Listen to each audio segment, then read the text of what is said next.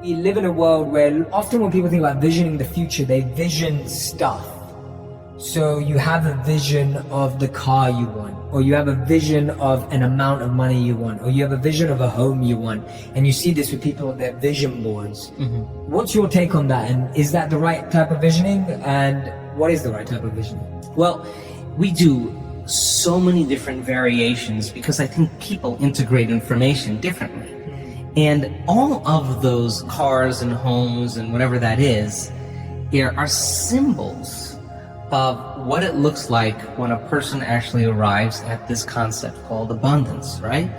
So if those things help them to associate with something that creates a feeling of abundance, and they're building their vision board to help them to get clear on their intent, then that's fine, because they're associating objects or things or material things that they'll say, that's when I know that I'm abundant.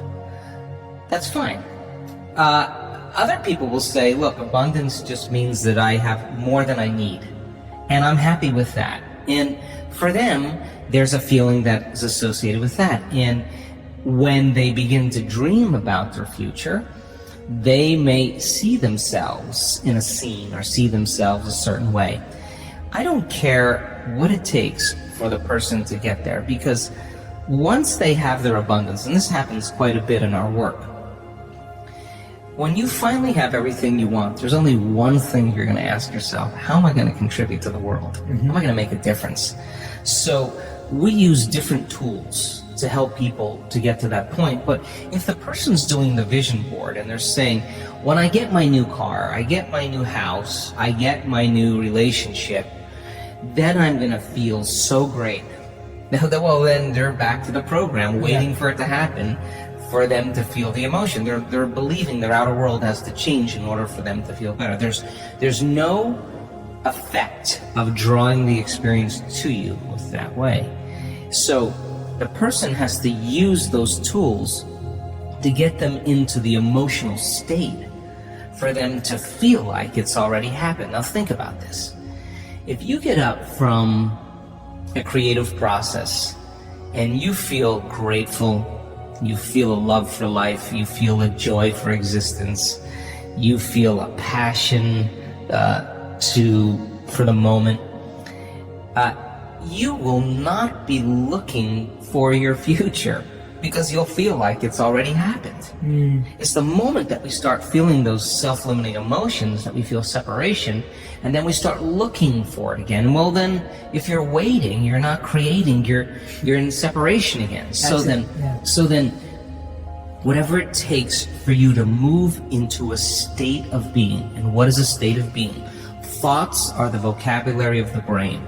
Feelings are the vocabulary of your body. How you think and how you feel creates your state of being. So then if you wake up in the morning and you come back to your senses with a clean slate and you say, I don't feel anything, you say, well, let me start thinking about all the problems in my life. Well, all those problems are connected to different people or different objects or things at different times and places. The moment you remember your problems, a memory is a record of the past. You're thinking in the past. Every one of those problems has an emotion associated with them. So all of a sudden you start feeling unhappy, you start feeling bitter, you start feeling frustrated. So now your body's in the past. So then most people then create a state of being that's connected to their past. And if they're in the familiar past, then they are going to crave the predictable future, and they're going to fall back into routine. So then we want people then to get very clear on that vision of their future, however they do it, and begin to combine that clear intention with an elevated emotion. And the stronger the emotion they feel from the vision they're creating, the more altered they feel inside of them, the more they're going to pay attention to the pictures in their mind. And now they're remembering the future. And biologically, it's exactly the same as remembering your past. In fact, if you're not being defined by a vision in the future, it means you're making your past more real than your future. You're falling in love with your past. You're more in love with your past than you are with your future.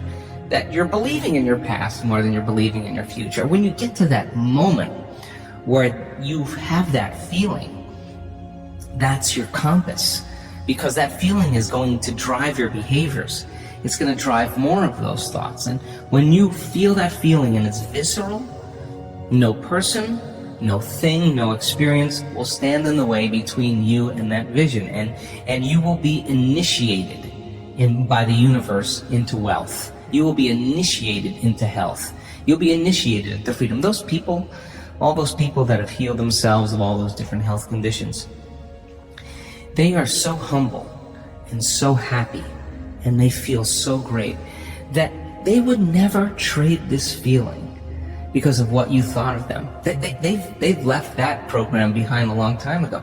They actually don't care how you think of them. They actually are so happy with themselves that they are no longer dependent on anything outside of them. Now, I think that's a really important moment, because that's the moment we give people permission in our lives to do the same, right? And I think that more and more people are beginning to figure that out as they do this work.